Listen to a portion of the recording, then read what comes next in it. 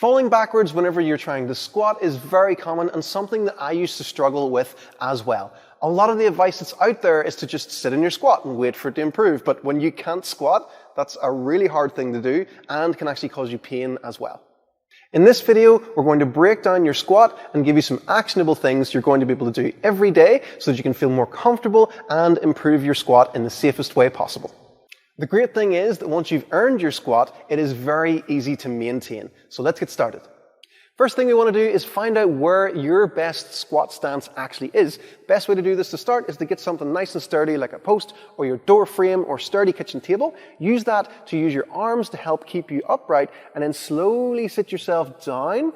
And then in this bottom position, use your arms to keep you up and see what it's like to actually change your foot position. Turn your feet out a little bit, turn them in a little bit. Maybe see, is it nicer to go narrower or wider with your stance? There's no right or wrong with this. Find out where your knees feel most happy and where your lower back feels most happy. Then when you find something you're happy with, slowly bring yourself back up and then bring yourself back down and see how that feels. Even there, Jenni started to move her heels in as she went. So be aware of that. Are your feet moving as you're going up and down in the reps? Because this is the stance that you want to start with. Just keep in mind that your squat stance might change over time as you improve your flexibility. Don't try and squat like somebody else. Everybody squats differently, so you need to find out what works best for you. To take away the falling backwards sensation, it's a great idea to elevate your heels on something. We're using a weight plate, but if you're at home, you can use your fireplace or a couple of really thick books. You can roll up a towel, or it's a nice idea to actually invest in a slant board because it's a really good tool to help with your squat. What Jenni's going to do here is use that heel elevation to help her just to sit down into that squat all the way to the bottom without, again, feeling like she's going to fall backwards. So feel like you can relax in this bottom position. From there, she's thinking about engaging the front of the shins by trying to pull her toes up towards her knees to try and bring herself into a more active position. She can then bring herself back up. And then how we want you to think about trying to go through reps with this, if you feel okay, is to pull yourself down nice and slowly. Think about engaging those shins as well.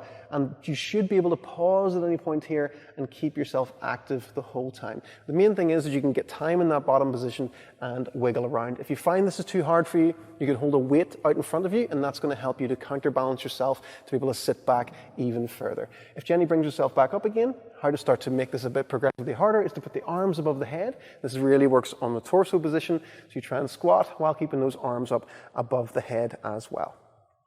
Stay active the whole time, and then mix in a nice ha and relax, and just move the knees around and give yourself a bit of a wiggle in that bottom position. Last exercise is the kickstand squats. This is a great one you don't need any equipment for.